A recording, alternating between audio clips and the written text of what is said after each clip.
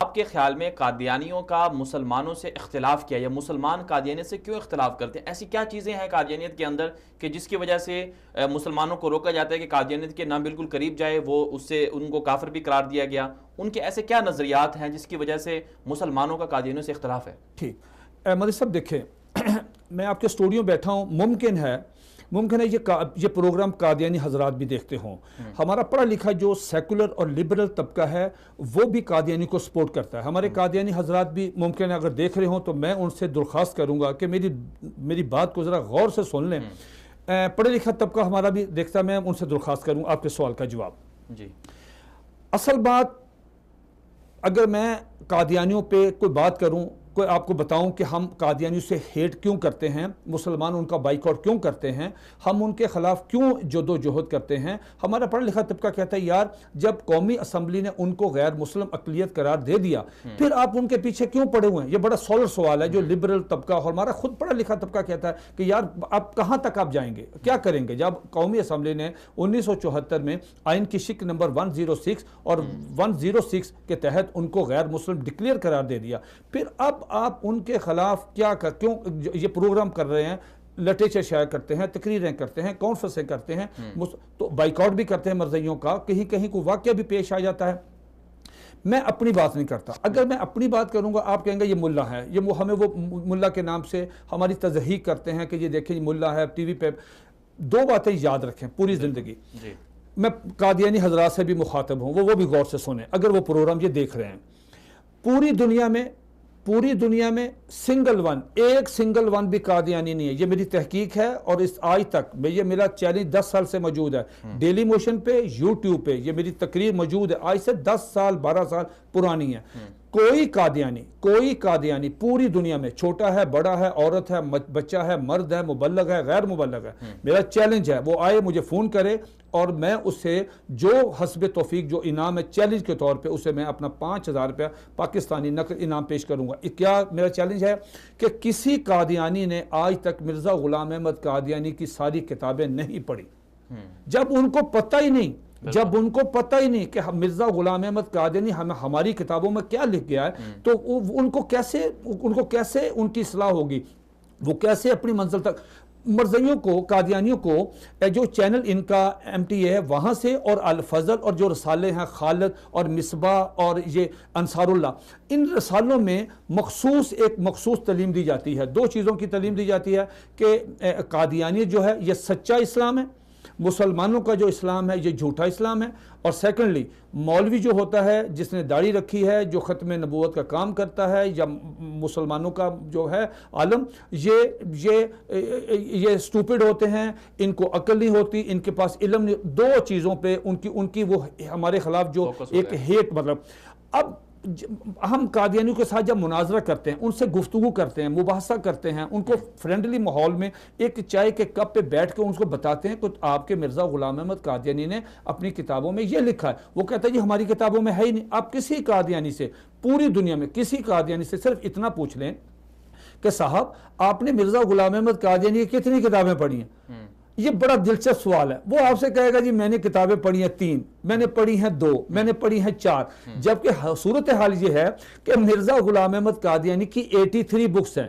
83 books اس نے، وہ چھوٹی بڑی ہیں، ان کو انہوں نے 23 والیومز میں روحانی خزائن کے نام سے جمع کر دی.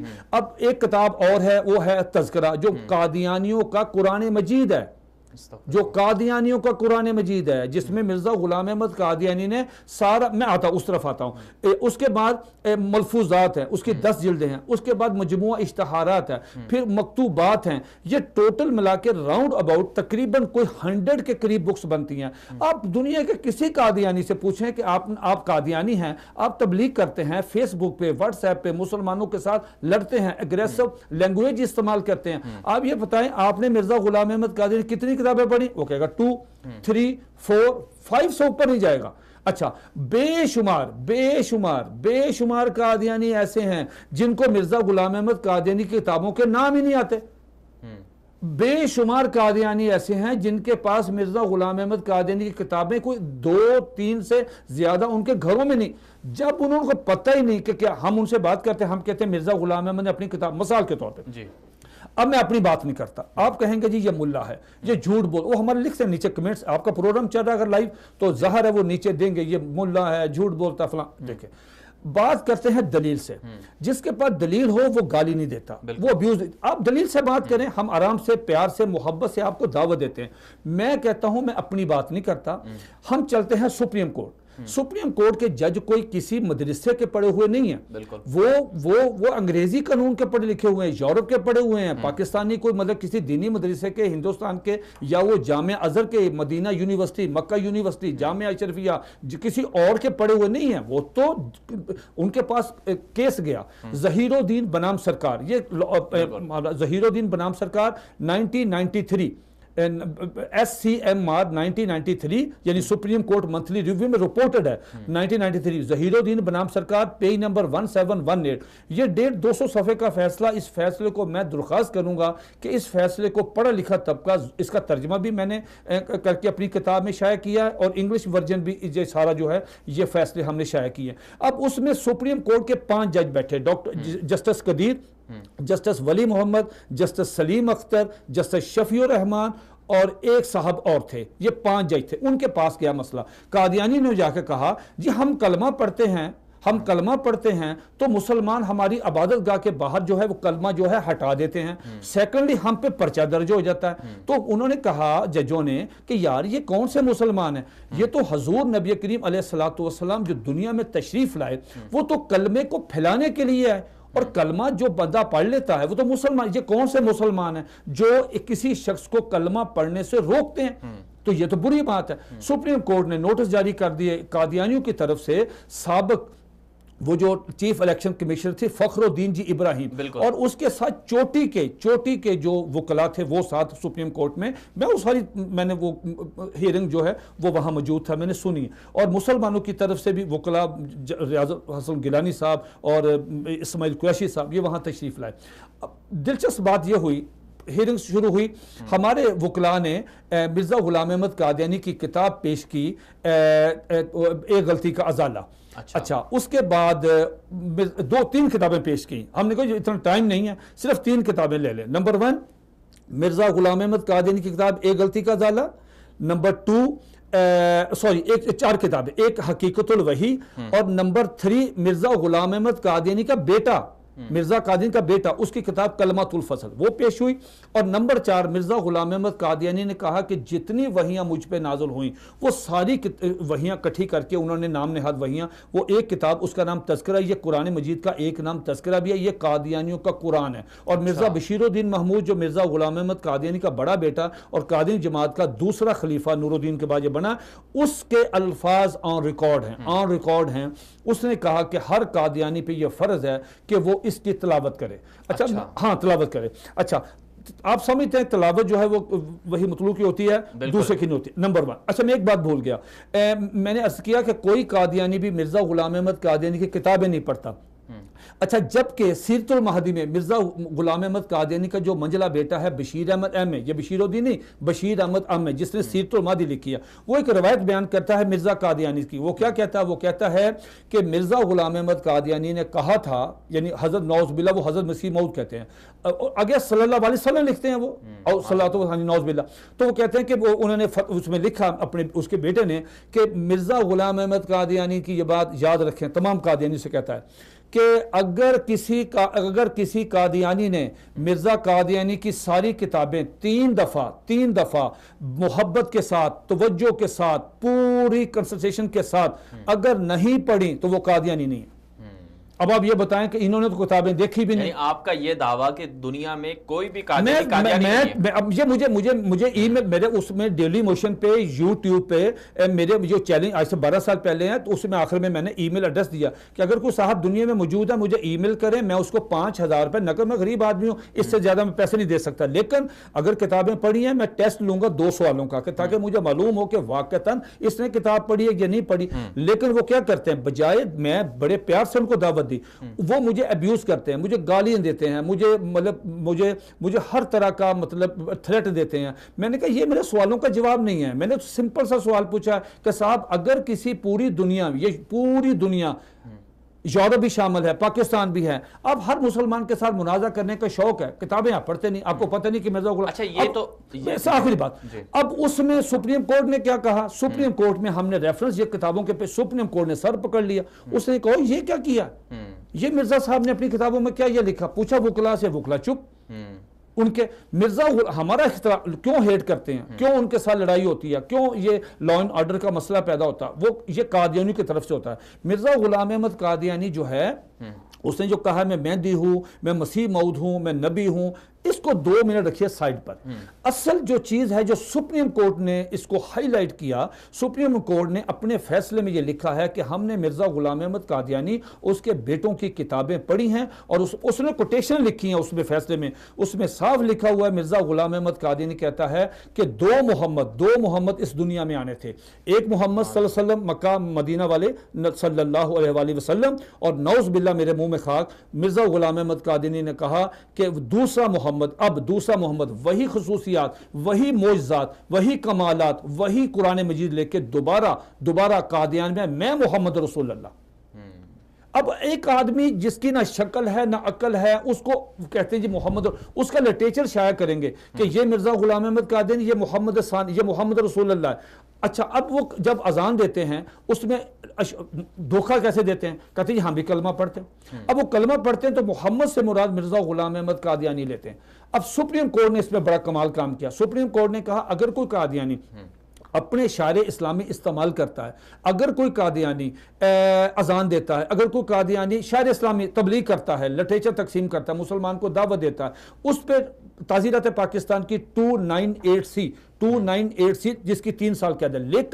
لیکن اگر کسی قادیانی نے کلمہ اپنی اس کی دیوار پہ، اپنے گھر کی دیوار پہ، گھر کے باہر، دکان کے باہر، اگر اس کی پاکٹ سے اگر کلمہ طیبہ کیلنڈر کی صورت میں، کسی صورت میں بھی ان شیپ اگر برآمد ہو گیا، سپریم کورٹ کا فیصلہ موجود ہے کہ اس پہ 298C نہیں لگے گی، 295C لگے گی، جس کی سزائے موت ہے. کیوں؟ وہ مرزا غلام احمد قادیانی کو محمد رسول اللہ کہتے ہیں، یہ توہین رسالت ہے.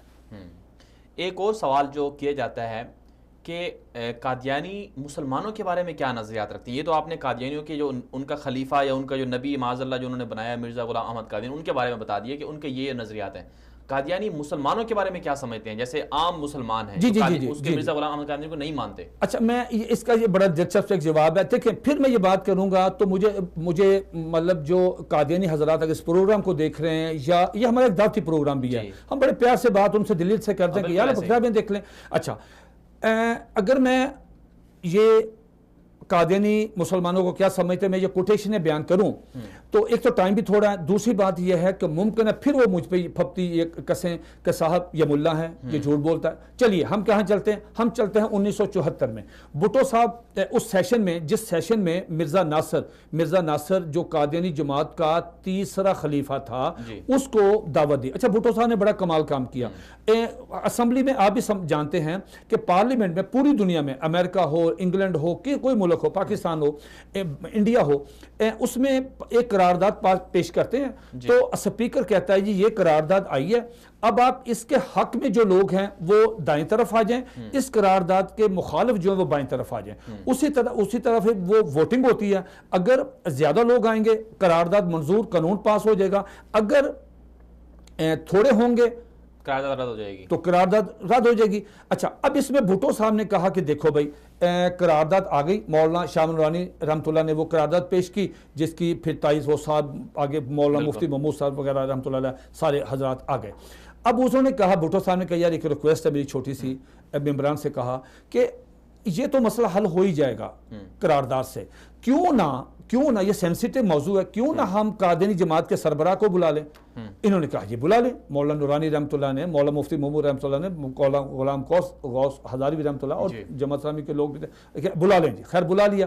مرزا ناصر اب کس طرح آیا؟ مرزا ناصر آیا، اسمبلی میں انٹر ہوا. اب دھوکہ کس طرح دیا دیکھیں کہ بھٹو جیسا بندہ کنفیوز ہو گیا. اس نے ٹخنوں کے اوپر شلوار سنت کے مطابق، سفید سوٹ، ہاتھ میں امامہ، ایک ہاتھ میں قرآن مجید اور 7 تسبیح اور درود شریف پڑھتا ہوا اندر آیا. جب وہ آ کے اپنی سیٹ پہ بیٹھا تو بھٹو جیسا آدمی, جہاندیدہ آدمی, پریشان ہو گیا. انہوں نے مفتی محمود صاحب کو بلایا, کہا کہ جناب یہ دیکھیں یہ تو بندہ قرآن مجید, تسبیح اور جناب سارا کچھ ہے. تو انہوں نے کہا دیکھیں شکاری جب شکار کرنے جاتا ہے نا, تو اپنا بھیس بدلتا ہے. تو یہ بھیس بدلا ہوا ہے, آپ دیکھیں جب ہم اس پہ جرا ہوگی تو مزہ آپ کو آئے گا, صبر کریں, دیکھیں اب کام شروع ہوگا. اس پہ قومی اسمبلی کے کسی بھی ممبر کو اس پہ براہ راست سوال کرنے کی اجازت نہیں تھی. یحییٰ بختیار اٹارنی جنرل تھے, انہوں نے سوالات کیے. میں آپ کے سوال کی طرف آتا ہوں. فاروق علی خان صاحب سپیکر تھے, وہ بیٹھے تھے. عبدالحفیظ پیرزادہ وزیر قانون وہ تھے. کوثر نیازی مذہبی امور وہ بیٹھے تھے. بھٹو صاحب جو تھے وہ پریزیڈنٹ تھے. یہ جو سوال ہوا, اب بھٹو صاحب کی موجودگی میں اٹارنی جنرل یحییٰ بختیار نے سوال کیا. یہی اپنا اس کو مرزا ناصر جو قادیانی جماعت کا تیسرا خلیفہ تھا, پوری اسمبلی اب سن رہی ہے, اسے پوچھا کہ صاحب یہ بتائیں کہ یہ ایک کتاب ہے آپ کی آئینہ کمالات اسلام, کتاب نکالی, کتاب کا صفحہ نمبر نکالا, مدنی صاحب حیران ہوں گے, 547 اور 548. آدھی عبارت دائیں طرف ہے, آدھی عبارت بائیں سائڈ پہ اوپر ہے یہ عبارت. تو یہ عبارت عربی ہے, عربی انہوں نے پڑھی. کہا یہ کتاب پہلے یہ بتائیں یہ آپ کے دادا کی کتاب ہے. مرزا ناصر نے کہا میرے دادا کی, مرزا غلام احمد قادیانی کی کتاب ہے. پھر پوچھا گیا کہ یہ بتائیں کہ یہ جو کوٹیشن میں ابھی عربی میں پڑھ رہا ہوں اس کا میں ترجمہ کر رہا ہوں, آپ مجھے بتائیں میں ترجمہ صحیح کر رہا ہوں یا غلط کر رہا ہوں. تو یہ کوٹیشن جو الفاظ عبارت ہے مرزا غلام احمد قادیانی کے, یہ آپ اس کو تسلیم کرتے ہیں؟ اس نے مرزا ناصر نے کہا جی میں تسلیم کرتا ہوں. اچھا یہ اس ایسا ہوا تو پوری اسمبلی کے ممبران کھڑے ہو گئے. بھٹو صاحب جیسا بندہ جو ٹھنڈا یعنی ایک سیکولر آدمی تھے نا بھٹو صاحب, تو ایسا آدمی اس کے چہرے کے تاثرات بھی بدل گئے اور وہ غصے میں تھے بھٹو صاحب. وہ کیا کوٹیشن تھی کہ کوٹیشن یہ تھی کہ مرزا غلام احمد قادیانی نے اپنی اس کتاب میں آئینہ کمالات اسلام کے صفحہ نمبر 547 اور 548 پہ لکھا کہ اگر کوئی شخص, یعنی پوری دنیا میں اگر کوئی شخص مرزا غلام احمد قادیانی کو, یعنی وہ کہتا اگر کوئی شخص مجھے نبی نہیں مانتا, میری کتابوں کی تصدیق نہیں کرتا, یعنی میری کتابوں میں جو لکھا ہے کہ میرے نبی پاک صلی اللہ علیہ وسلم کے 3000 معجزے, مرزا قادیانی کہتا ہے میرے 10 لاکھ معجزے, اگر اس کی تصدیق نہیں کرتا, اگر وہ اس بات کی تصدیق نہیں کرتا کہ میں محمد رسول اللہ ہوں, میرے وہی معجزات, وہی کمالات, وہی چیزیں ہیں, میں اللہ کا آخری نبی ہوں, میں رسول ہوں, مجھ پہ وہی اترتی ہے, یہ کتابوں میں لکھا. وہ مرزا کہتا ہے کہ اگر کوئی شخص مجھے نبی نہیں مانتا, میری کتابوں کی تصدیق نہیں کرتا اور محبت کی نظر سے میری تحریروں کو نہیں دیکھتا. اس نے ایک لفظ استعمال کیا ذریۃ البغایا, جس کا ترجمہ یہ ہے کہ جو شخص یہ تسلیم نہیں کرتا اس کی ماں جو ہے پروسٹیچیوٹ ہے, یعنی اس کی ماں طوائف ہے, کنجری ہے. نعوذ باللہ. دیکھیں نا مجھے اپنا کیس سمجھانے میں ذرا میں الفاظ وہ یہ پوری اسمبلی کھڑی ہو گئی کہ یار ہم آپ کو نبی نہیں مانتے, لیکن آپ ہماری ماں کو, پاک باز عفت ماں ہماری ماؤں کو, آپ کو کس نے رائٹ دیا ہے کہ آپ ہماری ماؤں کو آپ پروسٹیچیوٹ کہیں, ان کو طوائف کہیں. یہ کہتے ہیں لو, ان کا ایک نعرہ ہے لو فار آل ہیٹڈ فار نن, محبت سب سے, نفرت کسی سے نہیں. اور اللہ کے بندو, آپ مرزا غلام احمد قادیانی کی کتابیں دیکھیں, آپ کہتے ہیں جو مرزے کو نہیں مانتا وہ جہنمی, خود مرزا نے کہا جو مجھے نہیں مانتا وہ جہنمی ہے, جو مجھے نہیں مانتا ولد الزنا ہے, جو مجھے نہیں مانتا اس کی ماں جو ہے وہ طوائف ہے. اب دلچسپ بات یہ ہے کہ مرزا غلام احمد قادیانی کو جو پہلی بیوی حرمت بی بی سے جو بیٹا فضل احمد ہے, اس نے مرزا قادیانی کی بیعت ہی نہیں کی, مرزا قادیانی اس کا جنازہ نہیں پڑھا, اس کو جائیداد سے آگ کیا. ہم پوچھتے ہیں کہ کیا یہ جو فتویٰ آئینہ کمالات اسلام والا ہے یہ مرزا قادیانی کے بیٹے پہ فٹ ہوتا ہے یا نہیں ہوتا؟ بالکل. تو یہ ان کے نظر مسلمانوں کو تو دیکھیں نا آپ, وہ مسلمانوں کا جنازہ نہیں پڑھتے, مسلمانوں کو بیٹی نہیں دیتے, ہاں ان کی بیٹی لے لیتے ہیں. کیا کہتے ہیں بشیر الدین نے کہا کہ جس طرح آپ عیسائی عورت سے شادی کر سکتے ہیں لیکن آپ عیسائیوں کو اپنی بیٹی نہیں دیتے, اس طرح مسلمانوں میں سے آپ ان کی بیٹی لے سکتے ہیں لیکن اپنی بیٹی ان کو نہیں دے سکتے. پیچھے تو یہ بائیکاٹ انہوں نے شروع کیا ہے.